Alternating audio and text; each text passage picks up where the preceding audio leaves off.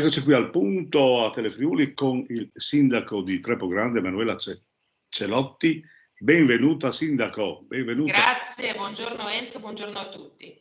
Bene, allora è stata protagonista in questi giorni, insomma, sulla questione che riguarda il riparto di questi 137 milioni che la giunta regionale avrebbe dato secondo la versione della sinistra, come dice la Lega, con delle finte doglianze, convocando ANCI, convocando il CAL, eccetera, eccetera, ma loro dicono no, noi abbiamo dato questi riparti perché abbiamo un unico obiettivo dove hanno chiesto per il territorio, non abbiamo fatto, insomma, strumentalizzazione elettorale.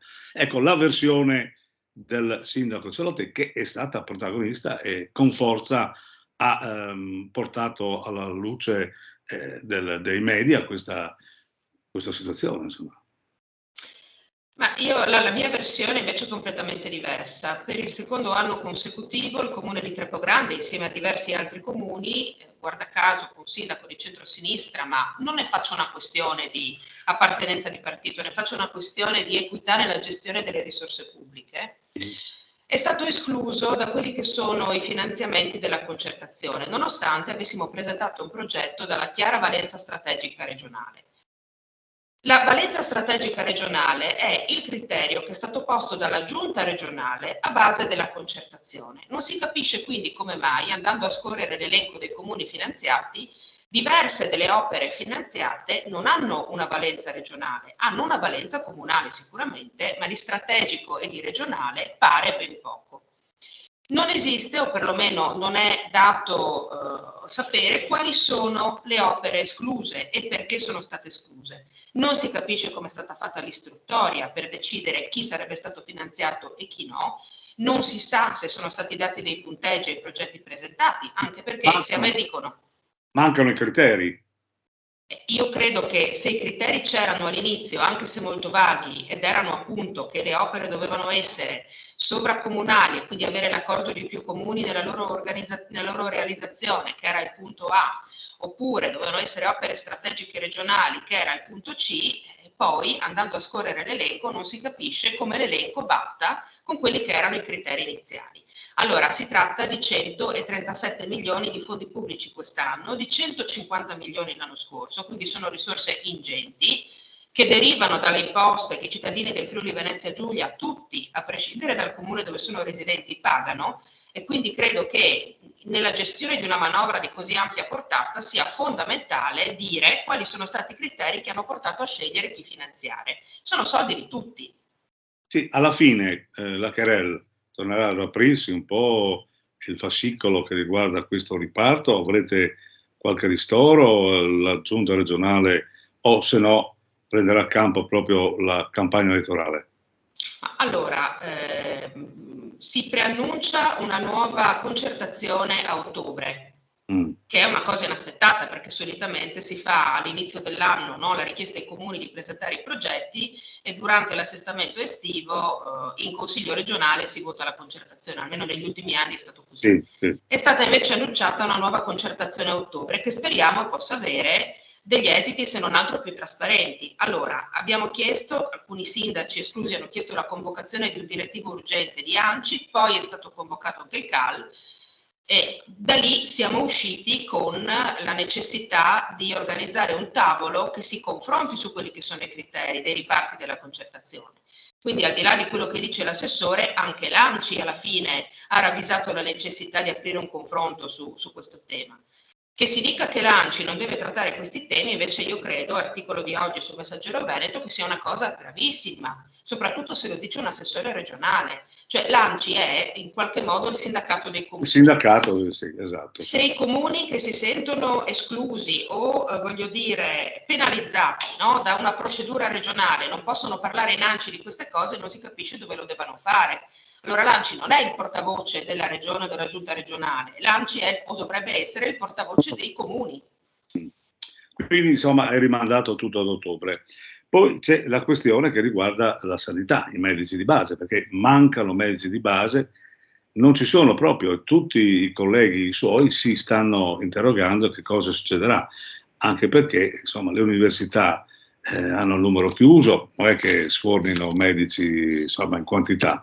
C'è una grande emergenza, insomma, e questo l'ANCI, per esempio, dovrebbe prendere anche in considerazione, perché appunto sì, il front line del territorio sono i sindaci, e i sindaci sono in difficoltà, pur non avendo in materia una potestà assoluta, comunque sono i capi, tra virgolette, della sanità del territorio. Sì, hai detto una cosa, Enzo, verissima. Sono sempre i sindaci che si fanno carico delle questioni e questo sta nelle cose, nel senso che è anche un nostro dovere. Ma gli enti sovraordinati o comunque le rappresentanze dovrebbero iniziare davvero ad affrontare questi temi, perché il tema dei medici di base è un tema che deve stare in cima all'agenda politica di questa regione, perché ne mancano tantissimi, ne mancheranno ancora di più e aggiungo un elemento di riflessione. Se manca il medico di base, la persona che sta male va al pronto soccorso e sappiamo, perché leggiamo i giornali, che la situazione dei pronto soccorso è assolutamente catastrofica in questa regione. Non si riesce più. Quindi manca un servizio sul territorio, non riusciamo ad assorbire le conseguenze di questa mancanza attraverso le strutture ospedaliere, che sono in assoluto affanno. C'è un articolo anche oggi proprio su questo tema. Allora, io credo che in questa regione si debba fare una riflessione organica e approfondita su quella che è la situazione del sistema sanitario regionale, perché siamo in una situazione che richiede degli interventi strategici con uno sguardo di medio-lungo periodo, ma richiede anche di partire dall'umiltà di ammettere che la situazione è difficile e che quindi attraverso una sinergia e un patto con chi sul territorio rappresenta i cittadini, che sono i sindaci, attraverso una sinergia e un patto con le associazioni di volontariato che rispetto ai temi sociosanitari sono fondamentali e che invece non si capisce in questo momento che ruolo abbiano, no, nel confronto con la regione rispetto a questo tema. Cioè qui è necessario sedersi attorno a un tavolo, ammettere che la situazione è tragica e cercare di definire insieme quale può essere una soluzione. Abbiamo il PNRR che ci chiede di attivare le case di comunità e gli ospedali di comunità. Benissimo, la posizione della Giunta rispetto a questo è edifichiamo gli edifici che conterranno questi servizi. Quando in alcuni territori, penso a Cividale o penso a Gemona, che sono assolutamente scoperti di servizio sanitario in questo momento, l'edificio c'è già e invece bisognerebbe lavorare sul servizio. Sì, ma voi pensate per esempio di fare una proposta che contrasti o confuti o comunque integri un po' quello che è il sistema sanitario regionale? Ma tu sai che io vengo da 2 anni di impegno abbastanza importante su questo tema. Abbiamo fatto un percorso nel San Danielese rispetto alla situazione grave dell'ospedale di San Daniele, siamo riusciti anche ad arginare alcune possibili derive o comunque depotenziamenti dell'ospedale e quindi un po' questo tema l'ho approfondito.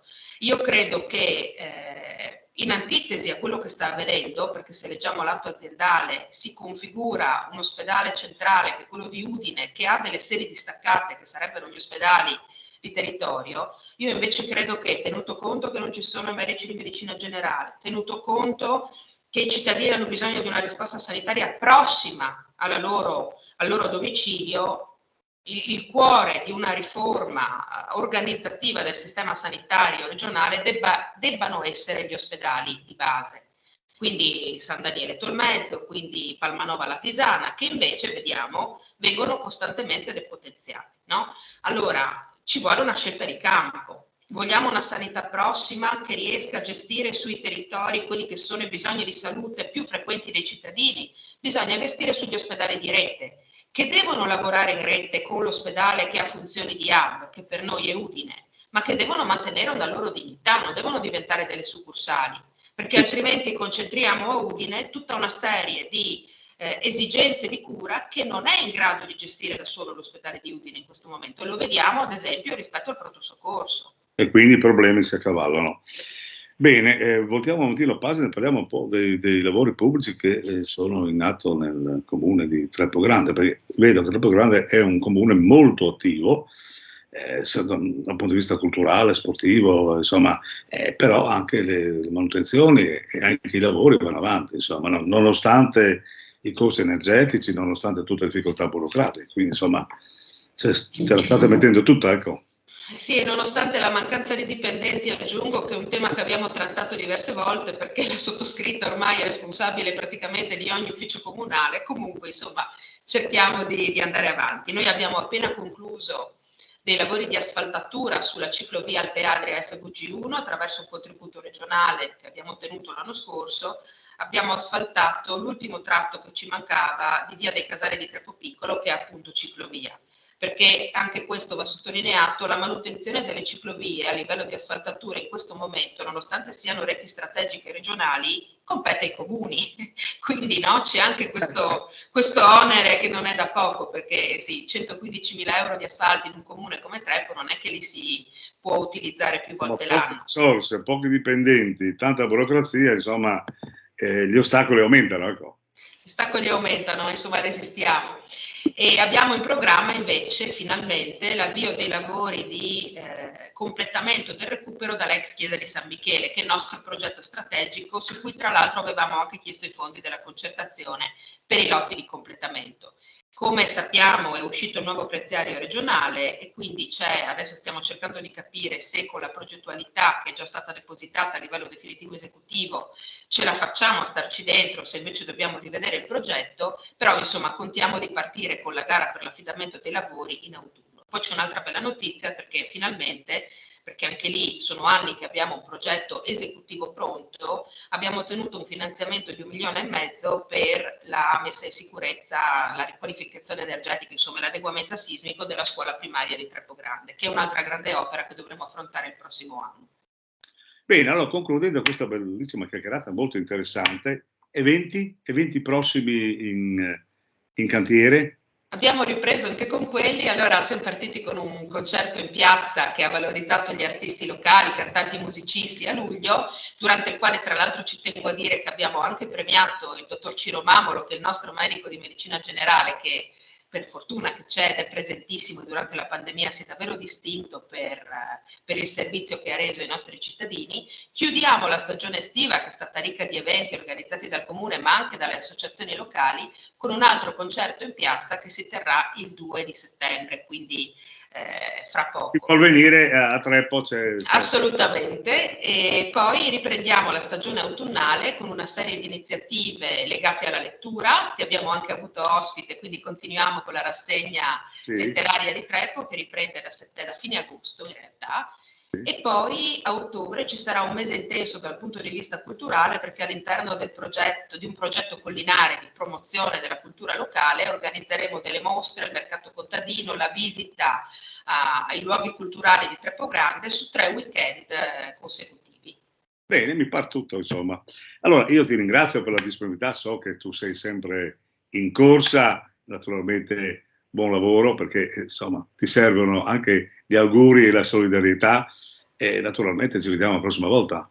Grazie Enzo e grazie a tutti, buona giornata.